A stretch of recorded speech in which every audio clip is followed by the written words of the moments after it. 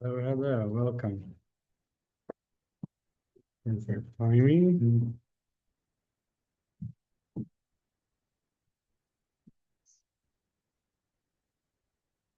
Okay, here we go. So we are in a fifth class about happiness. And I wanted to mention that in the winter, we are going to be having another course on Judaism Decoded. And the topic is going to be where did the evolution of Judaism come from? So who decided that the film looks the way they do, or that the Seder looks the way it does, and who made the Haggadah, and who decided these rules and that rule? And every time I say the Torah says, what am I referring to? I'm not referring to the 5 books of Moses. So what's the background and what's the evolution, so to speak, of Judaism? So that will be the course in the winter. That's the next course. Yes, that's the next course coming up. Do you know when it starts? It's going to be in January. I have to think about it because I also want to see, a lot of people in this side of town are winter birds, or what's it Yeah, called? the snowbirds. Snowbirds. So I have to. Do you know the air street plans its route with South Florida being the sixth borough? That's what they call it. Really? South Florida's the sixth borough. That's very funny. I guess so. One side, entire side of my family. That's very funny. It's the funniest thing. I raised my kids there, going back, and I'm afraid they must be New Yorkers. Oh. So is it just Florida and Jersey? And Florida? Okay, so let's talk about it. So we've spoken about stress from physicality. I don't have this, I don't have that, I want more, I want this, I want to have that person's life. We spoke about gratitude. Today, what we're going to be speaking about is stress from spirituality. Not being content with our spiritual state. And is that a good thing? Is that a bad thing? And how that would affect our happiness and what to do about it. Okay, so there are 2 types of spiritual stress. One spiritual stress is disappointment from our flaws. So why am I not more spiritually connected? Why didn't God create me just more in tune, or maybe smarter, maybe more interested, or maybe a better ability to sit and study, with more Jewish background? All those things that we kind of will moan about. Why does someone else seem to be more connected naturally, intuitively than me? And why did God give me this struggle? Okay, that would be one disappointment and one stress that we might have spiritually. And the second one would be the stress from guilt of sin. So maybe we did something in the past, we acted a certain way that we shouldn't have done, and we feel shame, we feel guilt, we have regret, and all those feelings are negative feelings. They're not happy feelings. And the question is, both of these feelings, the disappointment in my flaws and the guilt from my sin, is that a good thing or is that a bad thing? And how does that collide with my happiness? And how do I make sure to be happy despite feeling the guilt? Especially Jewish people love to feel guilt. The story goes that the Jewish mom was sent home from the jury because she insisted that she was guilty. Right? I joined the Facebook group. Jewish women say anything or ask anything, and the anonymous post completely full of guilt over things that others would consider so minor. It's like most of the anonymous posts, like, I'm so embarrassed. I talk about like to nothing, Right, that's the Jewish mom. The story goes about the Jewish mom that gave her son 2 shirts for his birthday. And then he came for dinner and he was wearing one of the shirts. And she took one look at him and said, what was wrong with the other shirt? right? So it's never okay, we're never good enough. Okay, so let us begin with the first disappointment, the spiritual distress. Why did God create me? Good evening, welcome. Why did God, please grab some sushi. Why did God create me the way he did? So with that, I'm going to ask you to turn to page 161. We have a quick exercise here, and it's a yes or no question. And I'm going to run through it out loud. You don't tell me the answers out loud. You could just think to yourself inside if you have a distinctive answer. It's just a bunch of funny statements like, I'm selfish, yes or no? Just think for yourself. I'm not selfish, yes or no? There are times I just care about myself, yes or no? I know that there are things greater and more important than me. Yes or no? I know there are things greater and more important than me. I would never knowingly do something that would hurt another person. Yes or no? Would we ever do something that would hurt another person? Yes or no? I know that I've hurt others in pursuit of my own goals. So that would be the opposite of that. Yes or no? I have hurt others in pursuit of my own goals. I sometimes feel glad when someone else fails. Yes or no? Do we ever feel gladness from someone else's failure? I don't want to rejoice over someone else's troubles. Yes or no? When I really want something, it's hard to resist even when it's morally harmful. When I really want something, it's hard to resist even when it's morally harmful. Yes or no, right? Or do we want to do things that are not good for us? I am careful to weigh short-term gains against long-term harms that they might bring, right? So this would be the opposite. I don't do anything, even if I want it, because in the long term, it's not a good idea. Okay, those are some yes or no's. Fine. Fun. Question. Did anyone feel like their answers were either somewhat contradictory or not certain? Like yes and no. Sure, I mean, over here where it says I'm a selfish person, I wrote down, yeah, unfortunately I am. And I have to be honest with myself, I am, but then I write, I would never knowingly do something to hurt another person, Right? so. Right? So Contradicting, like, of course I would. Sometimes. right, and the question is why? So, and those that come to the Tanya class know why, which is what we're going to be discussing today.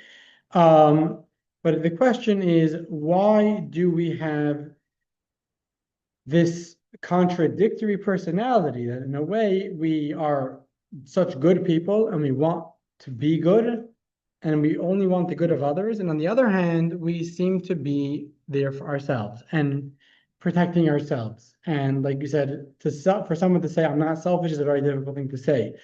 On Sunday, when I gave this class, I had three elderly women sitting in front of me.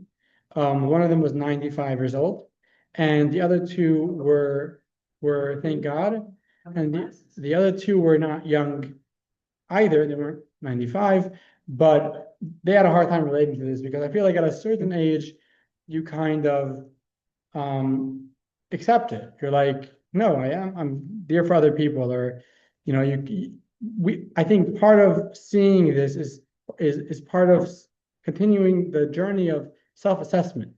If we continue the moment we stop self-assessing, it's very easy to say, of course, we're selfless and we're always there for other people.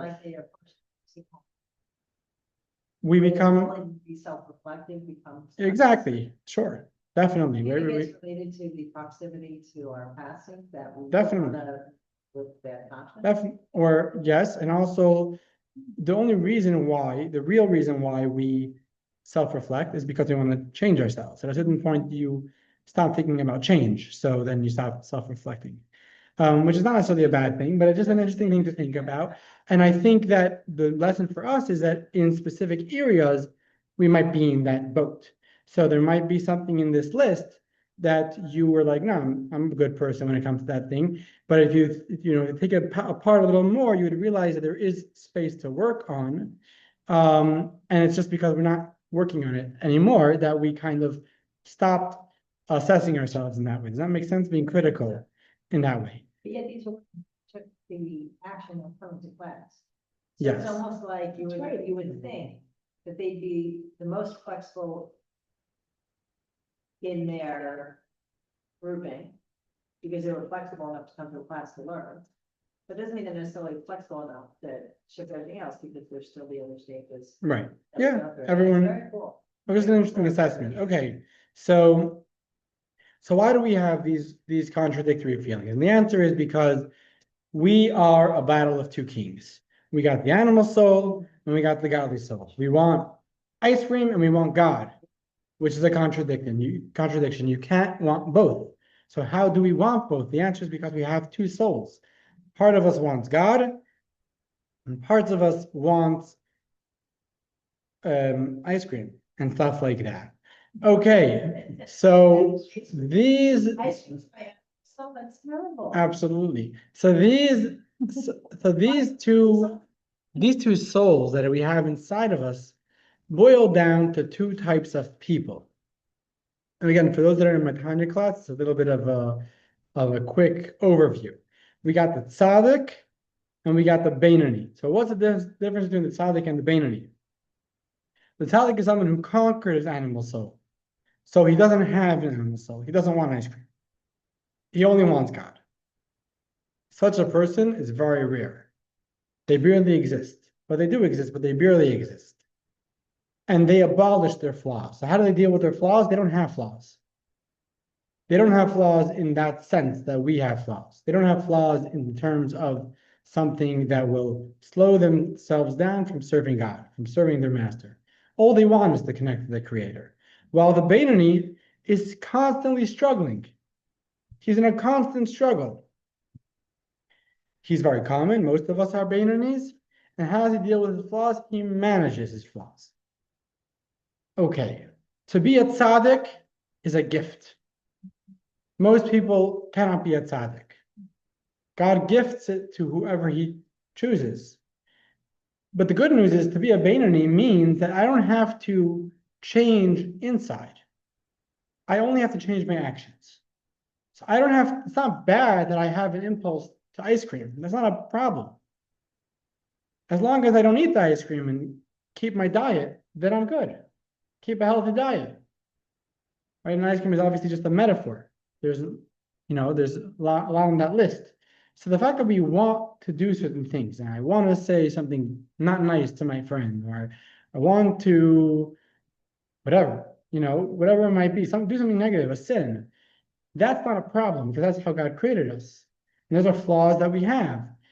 The question is if we're going to manage our flaws, if we are going to hone them in. And as long as we do, we're great.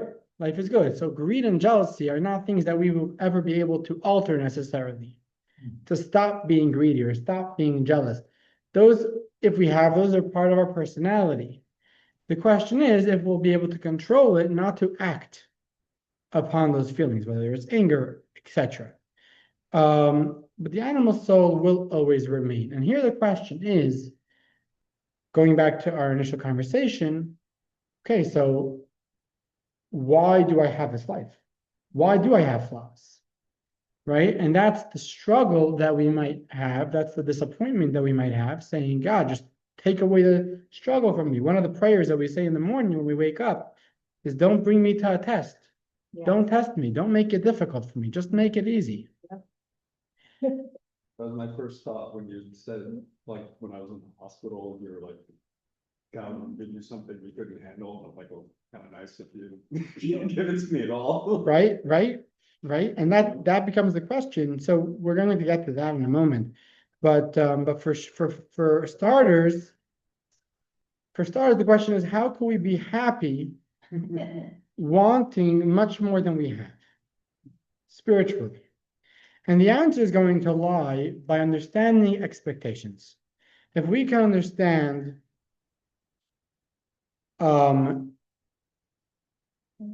what are reasonable expectations, then we won't be sad.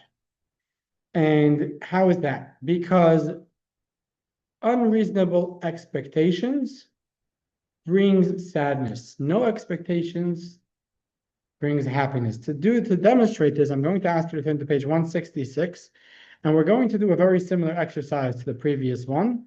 I'm going to do it with you. You don't have to actually do it inside. 166.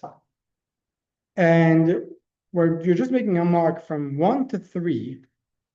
How disappointed would you be if the following 5 scenarios? Number 1, how disappointing would you be if your car broke down and you needed to get an Uber or something like that? So how disappointing would you be in that situation? How frustrated would you be in that situation? That's number 1. Number 2, how frustrated would you be if you couldn't afford a car? Number 3, how frustrated would you be if you couldn't afford a luxury car? Number 4, how frustrated would you be if you couldn't afford a private jet? Okay, so a luxury car I got, my private jet I don't got. And then finally, how frustrated would you be if you didn't have wings? Right? On a literal sense, we mean over here. So how frustrating is that I don't have wings? And now if you think about it, what's the most useful thing out of these 5 things? If you were going to choose one that you would have, which one would you choose? What do we know would have? If you could choose one of these 5 things, either your car shouldn't break down, or to afford a car, or a luxury car, or a private jet, or wings, which one would you choose out of 5? Which one's the best to have? Yeah. It reminds me of the car breaks down, like, I think it's pointing to all things are relative. It is fun. So we're getting there. So in terms of my question, right? So Eric said wings, right? Because if you had wings, you wouldn't need a car and you wouldn't need a private jet. So I didn't get the question. If you had wings, right? What would be the easiest, say the question again? then? Which one would you choose? If you could have one of the 5, which one would you choose? Private jet, electric car, car of choice, those kind of things. Yeah. Oh. Or wings. Which one would you choose out of 5? So I think everyone would choose It's like wings. change my habits, so I have to go shopping again. Okay, that's, It's like a big- but you wouldn't, Because I don't want people looking at me differently or funny. okay, if everyone had wings, Oh, if everyone had. right? That's a technical question, but Oh, the point- has been don't, but not yet sprouted, so we left out. no, so what I'm trying to say is that Electric car. that although wings are very, very useful, if we had wings, it would make life a lot easier in many ways. However, we aren't disappointed by the fact that we don't have wings. And the reason for that is because we don't expect that. We don't have that expectation. So even though wings are the most useful out of all those 5 things, but they don't create any disappointment. And the more practical, the more expectation, the more disappointment there would be. So for some of us, a private jet might be a disappointment because we have an expectation. But for other of us, private jet is not an expectation, so it's not a disappointment. And the same thing goes with a luxury car or a car breaking down. Depending on what our expectation is, that's where we find disappointment. So if we were to recognize that when it comes to spiritual ability, our spiritual state is the way God created us, and we're not supposed to be different. The temptations that we have and the fact that we want those things, the fact that those are difficult for us, the challenges that we face in our spiritual journey is the way God designed us.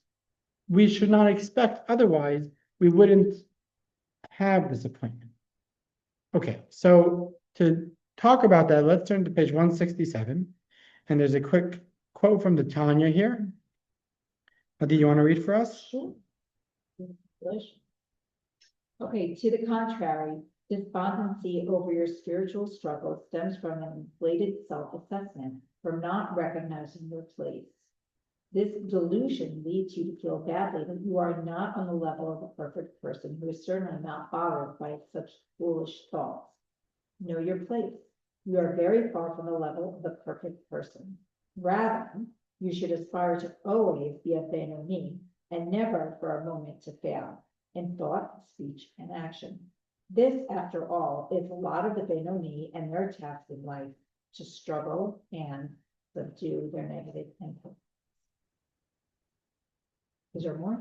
I think that's it. Okay, good. Okay, so Alter Rebbe tells us, as the Beinoni, as the struggler, that if we are disappointed with the fact that we have to struggle, we should realize that it's actually coming from haughtiness. Why would you expect differently? Why do you expect more? Why do you expect not to struggle? Why do you think that you're someone that is so perfect that you shouldn't have these temptations? And when we realize that that's who God created us as, and we don't have that expectation, then we won't have the frustration. But then the question is, so why did he create us this way? Well, why does he want me to struggle? Why does he put me through the test? And that's what Eric was asking. God doesn't give you a struggle that you cannot handle, but why does he give me the struggle altogether? It's not that it even seems like I can't handle it, right? So, why did God give me this struggle? And the answer is going to lie in the question, well, why did God create the world? Why did he create this world in the first place? What does he need it for? And the Tanya tells us that God created many worlds, all leading up to this world. And every world, as it gets lower and lower, is more imperfect than the next. But the purpose in creation isn't for the higher perfect worlds. The purpose in creation is for the lowest, most imperfect world. Why? For very simple logic. If he was looking for perfection, he wouldn't have to create any worlds. He would have himself. You make perfection.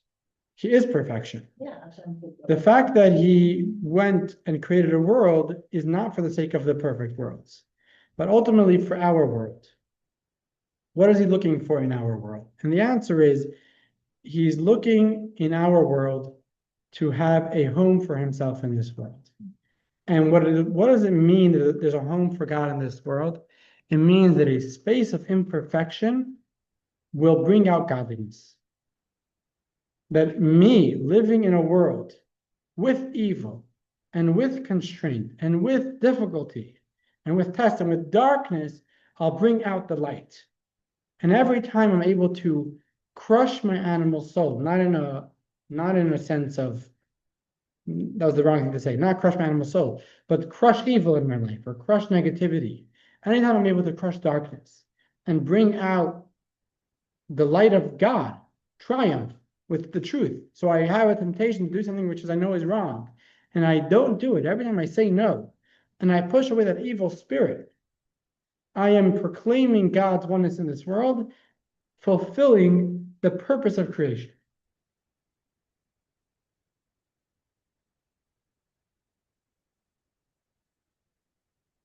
Okay, so with that, we understand that actually, I don't know why it says that there, but actually, the struggle that we have is the purpose of creation.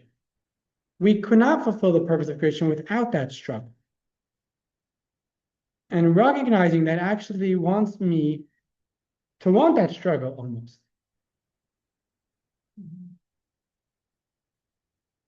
There's one line in Tanya which I want to highlight because it brings out this idea so strongly. I don't like these slides. I'm going to just skip them. This is the one that I wanted to get to. The success of the Beinoni is standing up to the other side when it is at full strength. And I want to talk about this for a moment. So the Tanya says that we stand up to the other side, we're successful when it's at full strength. And this is an interesting truth, because what we tend to think is I have a struggle, I have a test, and I'm trying to get past that struggle. And I tell myself in my mind, getting past the struggle is not going to help you because the struggle is going to come back to haunt you. So even if you conquer it this time, but you'll have it again. You'll never conquer it. You'll never vanquish it. You'll never own it. You'll never not have this struggle. And we tend to look at life in this way, kind of like the way our schooling system works, that success means I got somewhere. So to win a struggle means I don't have a struggle anymore. To say no to a struggle and then to have that very same struggle tomorrow seems like that's not called success. That's not success. And here the Alter Rebbe tells us it's even worse than you think. Because it's not just that you won the struggle today, but it's going to come back tomorrow. Even when you won the struggle is still there. You never really won the struggle. You never pushed away the temptation. You just said no to the temptation. So the language he says is you push down the eagle, if the Satan is this eagle flying in the sky, you pull down that eagle while the eagle is still flying. It never came down. That evil voice is still out there to get me, still telling me to do the wrong thing when I say no. So what's the value in that no if I'm still want to do it? And here is where the Alter Rebbe says that is the success of the Beinoni. What makes the Beinoni unique, what makes the Beinoni special, what gives the Beinoni the ability to create, to fulfill God's mission in this world, to fulfill God's purpose in this world, is because he's able to say no while that eagle is still flying. If our lives would be that when we say no, we pull that eagle down, that we vanquish that temptation, that we don't have it anymore, we would not be able to accomplish what we could accomplish today as the Beinoni. Because the pleasure that God takes in our service is that we have the temptation, and we still have the temptation, and we still do the right thing. And why is that? Okay, people are with me? It's a little bit of a deep idea. Yes. So, I mean, I had this conversation with my daughter that I said to her, Dina, the same problem we have, it's one theme and it's going to keep happening over and over again until you're able to face it and remove it. But otherwise it's going to be a different story, but the same theme. Does that make sense to you, sort of? Again, Like something's gonna, I don't want to embarrass her with the story. So, no, it's just like, you're not, if you have a problem, right, you have to overcome the problem. If you don't overcome the problem or you just sugar it, it's going to appear again. It might be, with a different thing. Like I might have an issue with BA, or I might have an issue It's a with pattern. It's a pattern, yeah. And you have to resolve the pattern. Exactly. Otherwise it's gonna keep showing. But I think, but over here, what we're saying, which is interesting. So what we're saying over here, which is the unique thing, is that we tend to look at life that way. We tend to, everything in life is, I want to solve it. I want to solve it. And For the underlying theme, underlying root, the cause. right, and Judaism doesn't necessarily believe in that. And there's two parts to this. So there is because Judaism says that the action is the main thing. So the number one thing is, could I control my action? Could I do the right thing now? Whether I'm going to deal with the bigger issue is a conversation for later. That can't hinder the success of doing the right thing now. Sometimes we don't end up doing the right thing because we're not there yet, because I didn't conquer it, because it's not me. And Judaism says, no, there's value to not identifying with it and doing it anyway. I don't feel like that, and I still will do it. And not only is there value to that, but in a way that's a greater value than doing it because I identify with it. And I'll tell you why right now. You're following me, Ron? You're with me? It's a little bit of a deep idea. It's not going to get so deep. The rest of the class won't be so deep. But I think this is a very, very, very special point. So let's talk about someone who identifies with Judaism, who identifies with God, the tzaddik, the person that doesn't have the struggle. They don't have the animal soul. They always do the right thing. When they listen to God, why are they listening to God? Because God said so, or because they want to listen to God? The answer is they want to listen to God. That's why they're listening to God. So what is being expressed by them listening to God? God or themselves? Themselves. In a sense, God is not being expressed. The way they take God is being expressed, which is by definition limiting God, because God is not able to be taken. But the righteous person who doesn't have the temptation, who wants to put on tefillin, who wants to pray, who wants to go to shul, who wants to do the mitzvahs, who wants to make the brachas, who never wants to desecrate the Shabbos, he always wants to do the right thing. What's he expressing? He's expressing himself. What's he revealing in the world? He's revealing himself. And he's revealing his limited take on God. But for a person like me and you, who struggle with these things and don't want to do it, or in other words, don't identify with these things. They are what they are, their actions, that's what they are. My identity is something else. I want something else. But what am I doing? What God wants me to do. So what am I expressing? God in his purest form, with no limitation. Not the way I took, because I didn't take him. I'm just expressing him. So when we come to a temptation, we come to a test, and we say no, we make the right choice. What's happening here? God is getting his way. I'm not getting my way. God is getting his way. That's the ultimate pleasure someone could give God. And that's the ultimate dwelling place for God on earth that someone could possibly make. So in a sense, if we have a way of conquering our disabilities, that's great. But that always has to be looked at as a second step. The first and foremost is making the right choice, action, and recognizing that the fact that I will make the right choice in my struggle, while I'm still struggling, while that eagle is still flying in heaven, that's the greatest pleasure that I could possibly give God. And that's why God made me the way he did. And 1 second, I'll finish in a second. Instead of viewing the world and life like schooling, where it's about passing the test and getting the best grade and getting over it, life is like a treadmill, where someone asks you, where are you going? And you say, no, the purpose is in the walking itself. I'm not going anywhere. The purpose is the journey. So too with life, when we experience challenges and we say, well, why would you say no if you don't identify with that? Why would you say no if you're anyway going to be tempted again? Just go with it. Just lose hope. And the answer is because life is not about getting past it. It's not about what's going to be at the end. Where am I going to get? I'm going to become this perfect person. The value of life, the graduation of life is the every moment of pushing away the negativity and choosing the good. Yes.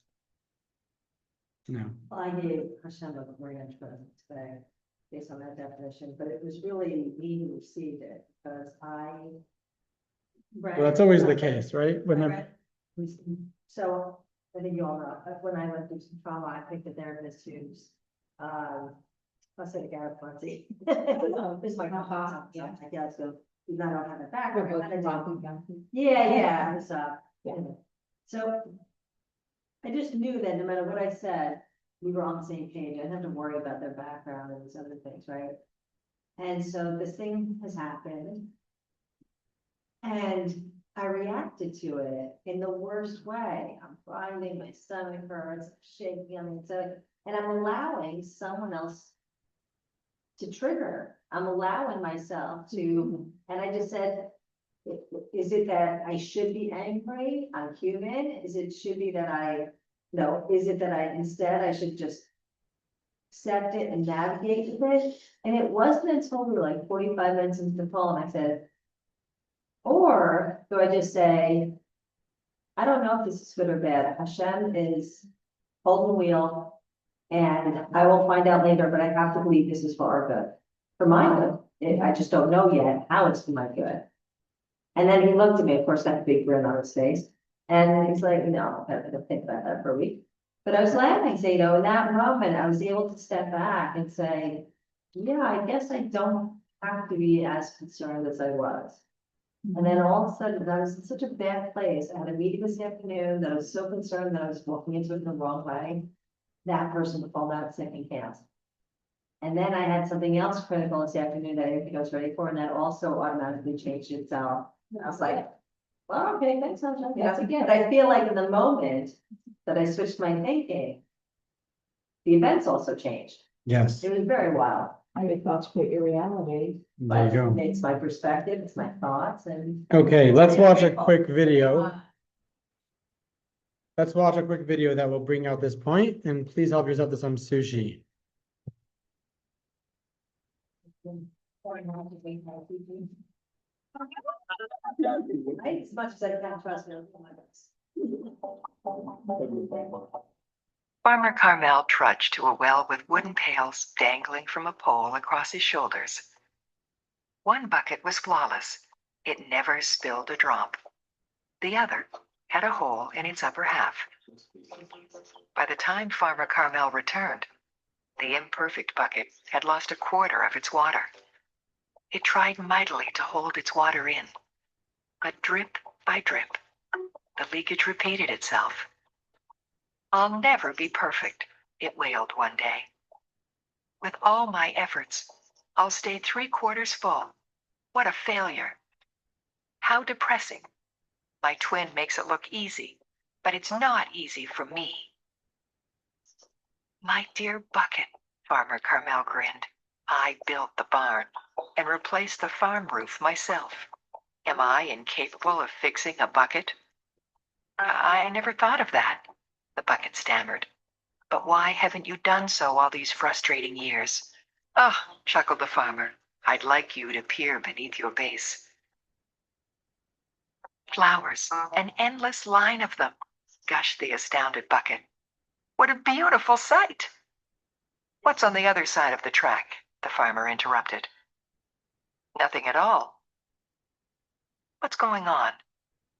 "I made that hole in your side," the farmer admitted, "to grow a row of beautiful blooms to decorate my home and to sell in the town square." The bucket gasped.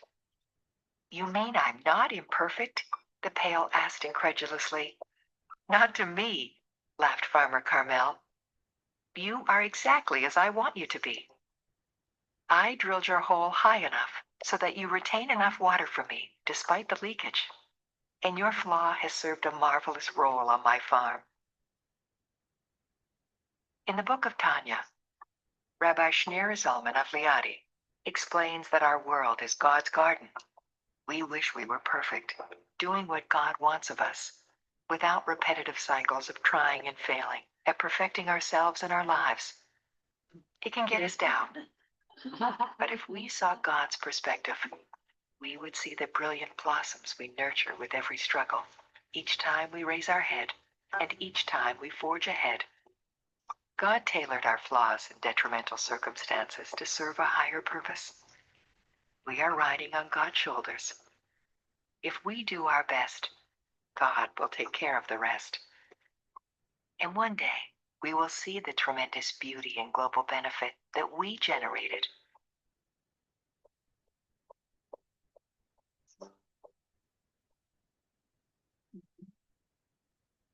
Okay. Very nice. So we dealt with frustration from spiritual flaws in terms of how we were born or our background, the things that we possibly have encountered in our life. Now the question becomes, going on to the second part, which is, what about sin? What about guilt of sin? Sorry, before we get there, so there's the last point which he makes here, which is an interesting point, which is, so why can't I have a different purpose? Why couldn't God create me with a different purpose? I think we more or less dealt with that. But one question, one idea here, which he brings out is, it's all about self-centered thinking. And kind of what goes back to one of our first classes, which was, when we think about our mission, we think about our purpose, and we don't think about ourselves, then we won't be bothered so much with these questions. Why wasn't I? Why am I not them? Why am I not this person? Why am I not that person?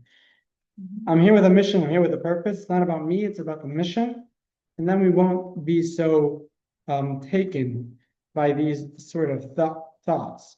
And finally, there's one very nice line on page 171, text number 9, from Simcha Bunim of Pashiska. And Eric, I'll have you read that. Text 9 on 171. Every one of us has a bundle that contains everything we experience in the course of our lives. In the world to come, all the bundles will be mixed together, and yet every person will recognize their own bundle and want only it.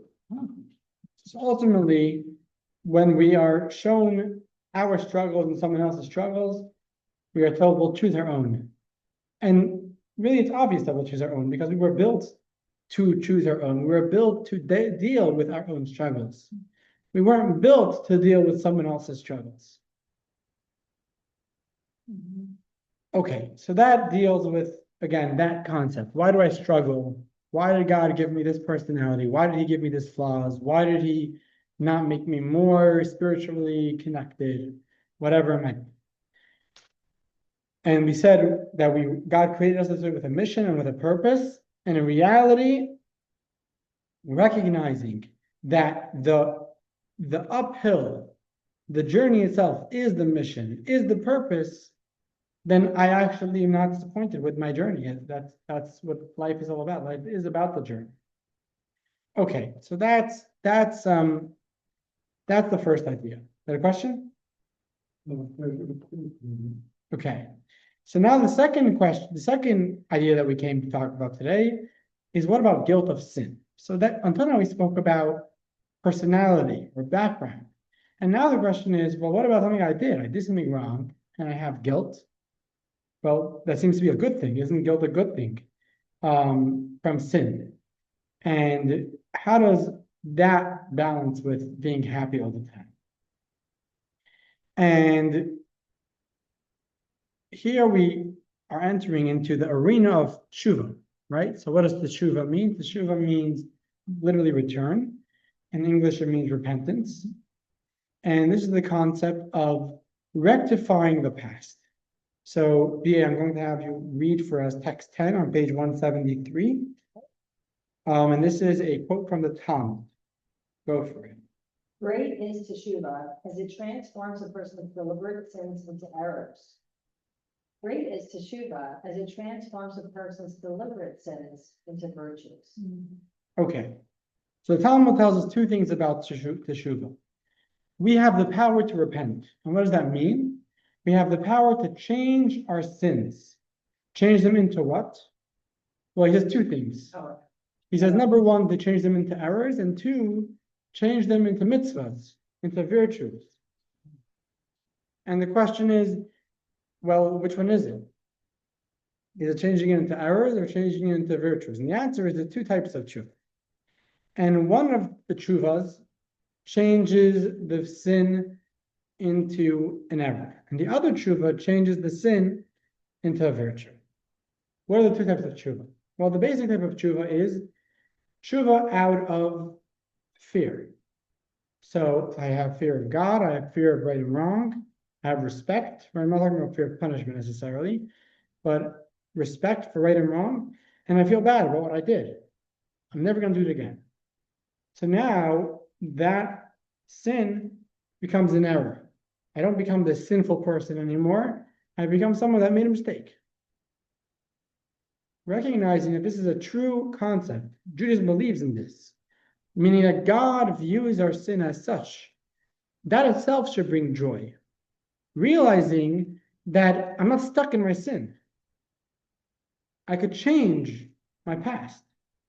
It's incredibly powerful. But then there's the second type of tshuva, which is even more powerful. And that is tshuva out of closeness to God. And I want to demonstrate that with a story, an example. So you have this guy who every day does story time with his daughter. And special time, and they spend some time, and they read some books, and it's great. And then one day he's at work, and they're having some sort of party, and it's good. And his daughter tries calling him because it's bedtime, and he looks at his phone, he's having too good of a time, and he says, we'll skip tonight, and he ignores the calls. And sure enough, he comes home, and the daughter is still not sleeping, and she's crying, and she feels dejected, and he feels terrible. And he makes a promise to her, but more importantly to himself, that he will never miss story time again. Now, what happened here? Story time, first of all, became a more serious thing. He's not going to let it go. But more importantly, it became so much more meaningful than it was before, because until now, story time for him was a chore. And now, recognizing the value that it has, it becomes something so much more precious. It becomes a time to bond with his daughter. So in a sense, that sin, that transgression of missing that evening with his daughter, actually became a mitzvah. It became a moment of connection because it opened up a potential which didn't exist before. She expressed, she felt that loss, where she also may have taken it for granted before that point. Sure. And she felt that loss, and the two of them came back together even stronger. in Right, that. right. And when it comes to God, it's even more, because when we do a sin and God says, well, I don't care, I'm taking you back because you expressed love for me and I love you, what are we saying? We're saying that our connection to God stands beyond that sin, stands beyond what we do, which again strengthens that connection even more. So in that sense, the sin doesn't only turn into an error, but it turns into a mitzvah. We use that energy of the sin to boost us further to an even greater connection with God. And again, revisiting that same notion, which is this should actually bring joy, recognizing that I could repent, that God does still want me back. And if I come back, he'll erase the sin as if it never happened. That should bring a tremendous joy. So with that, I'm going to invite you to read text 11 on page 174. And Ron, you could read for us. This is a text from the Rebbe talking about this concept of having joy in the tshuva. Go for it. Text 11. Yes. Even those who have failed and behaved in a manner in this contrary to God's commandment of the ability to be joyous. When they contemplate and clearly recognize that in spite of their wrongdoings, God provides the option of teshuva, Yes. process that allows them to regain favored status and even to transform past mistakes into positives, then, if concurrent with the bitterness and remorse of teshuva, they will also experience tremendous joy. After all, they have returned and their previously fractured relationship with God has been completely restored. Okay, beautiful. Okay, finally, there's one last point here, or two last points here, when it comes to this concept of tshuva, which is there's a difference between remorse and despair. There's a fundamental difference between remorse and despair. Could someone tell me the difference between remorse and despair? Well, I'm reading down below, so it's cheating, right? I feel like despair is something so deep, like a depression, and just, it just brings you down. And I think remorse kind of just lives with you, where you want to try to fix it in all the wrong ways, but you just live with something that you can't. There you go. So they're actually opposites. So the person slept in this morning, and they have despair. They're like, oh, I'm so bad. I just sleep in. I can't get my life together. Are they going to sleep in tomorrow? Maybe. Probably. If they had despair, if their attitude towards it was, I'm just a failure, then they're going to sleep in again tomorrow. But what if they had remorse, which means I have to get my act together? So then will they sleep in tomorrow? Probably not.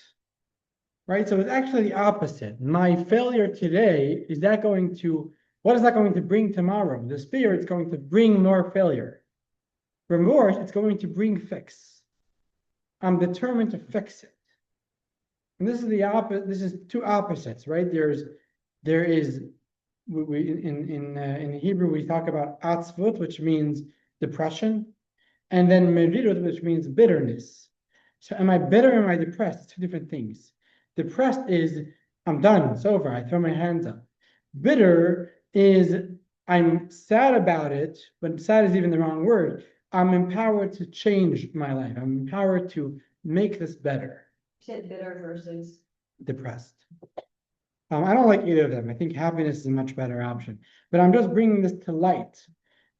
These are two different things. And sometimes when we feel bad about something that we did, we think we're doing a mitzvah, but we have to ask ourselves, am I being remorseful or am I having despair? What feeling am I experiencing? Am I experiencing a down or am I experiencing empowerment? And that has to be the question that we ask ourselves in terms of, is this a right feeling to be having? And this takes me to another point, which I think is super powerful and useful, which is there's times for remorse.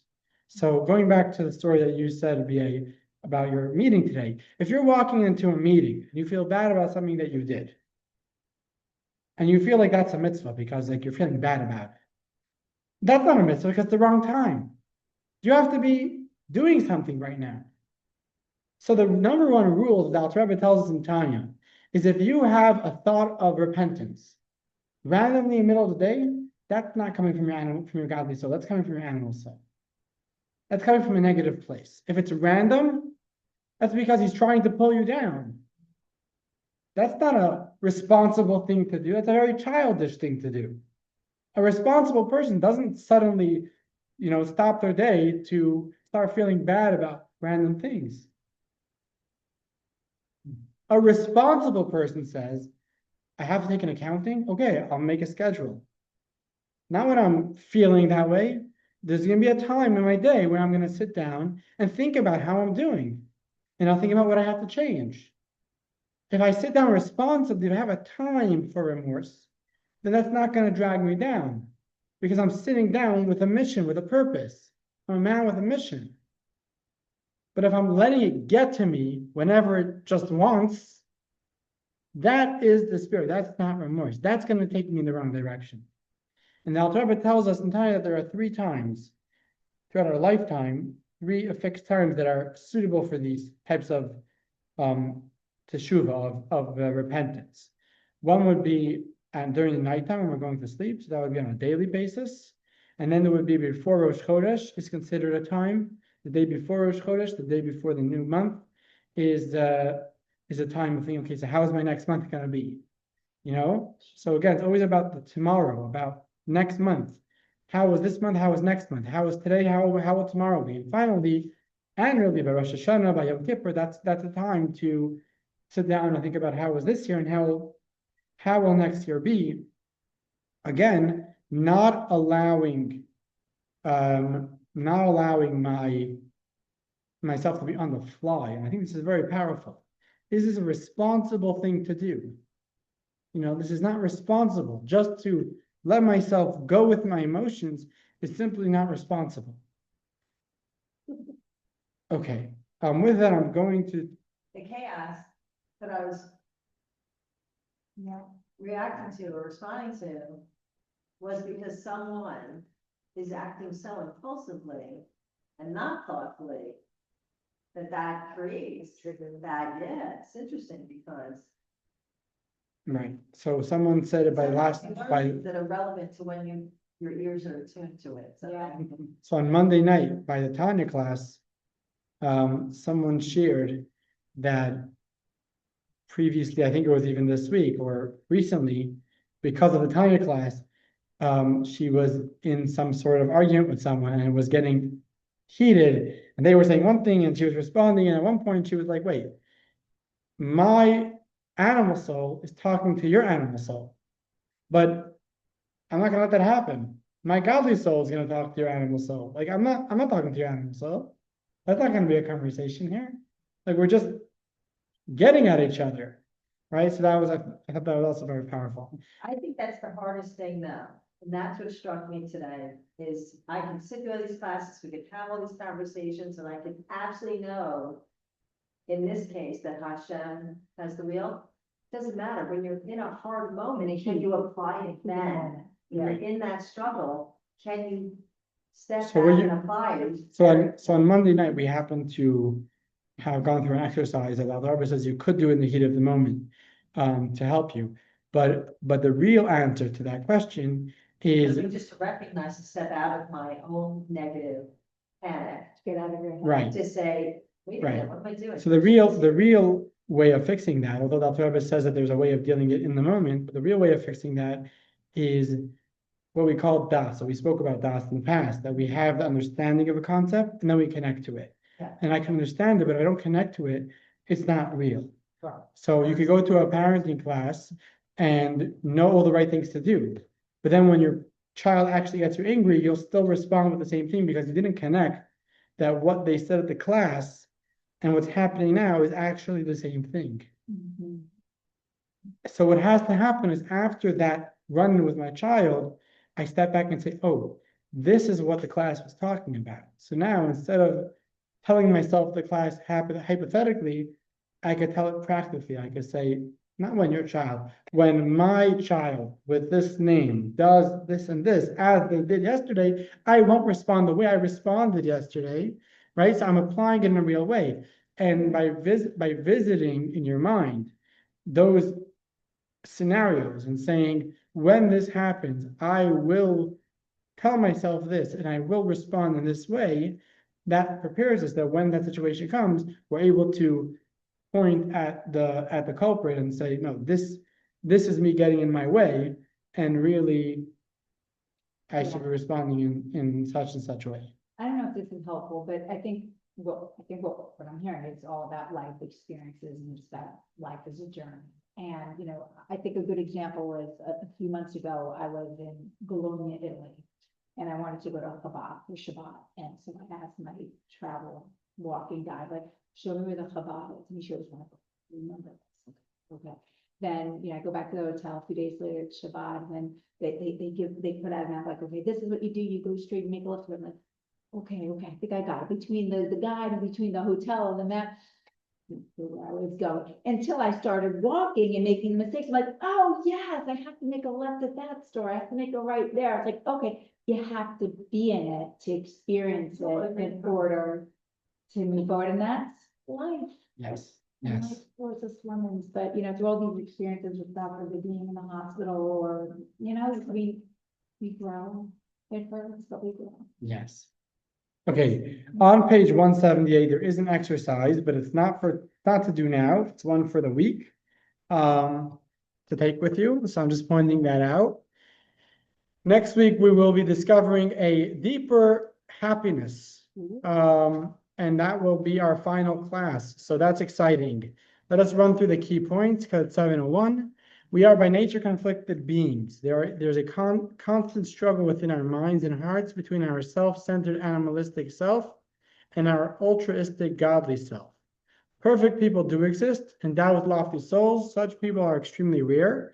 They are holy, selfless, flawless, and have vanquished their negative impulses and character flaws. The majority of people, however, struggle their entire lives against their character flaws and negative impulses. Frustration over our internal struggles is a result of an unreasonable expectation of perfection. We need to come to terms with who we are and always will be, and understand that struggling is our mission in life. Common wisdom attributes value to struggling over an aspect of our personality if it leads to an enduring change. From the Jewish perspective, there's value in the struggle even absent any personal attainment. When we struggle against and suppress our internal unholy instincts, we suppress the forces of unholiness and unleash a tremendous amount of divine light into this world. Our engagement in this struggle and the small daily victories we score is at the heart of our calling in life. God derives exquisite nachas from the extraordinary work of the struggler. Our flaws are not impediments, they are gifts. They make us valuable and cosmically relevant. We are supposed to feel genuine remorse over actual wrongdoing, yet the opportunity to do teshuvah after a transgression to restore our relationship with God and recast wrongdoing as positive power is reason for great joy. We can experience this joy even as we experience remorse. That's one of the unique things about human beings, about feelings in general, that intellectually you cannot understand opposites. But emotions, you could actually handle two opposite emotions at the same time. You could experience opposite emotions at the same time. And finally, the remorse that we experience during teshuvah is not an instance of losing control over our emotions and falling into debilitating sadness. We initiate remorse thoughts on our own, and we do it for a specific purpose, to do teshuvah and to achieve joy, and only at appropriate times. Okay, and that makes it a wrap. Thanks you for joining me.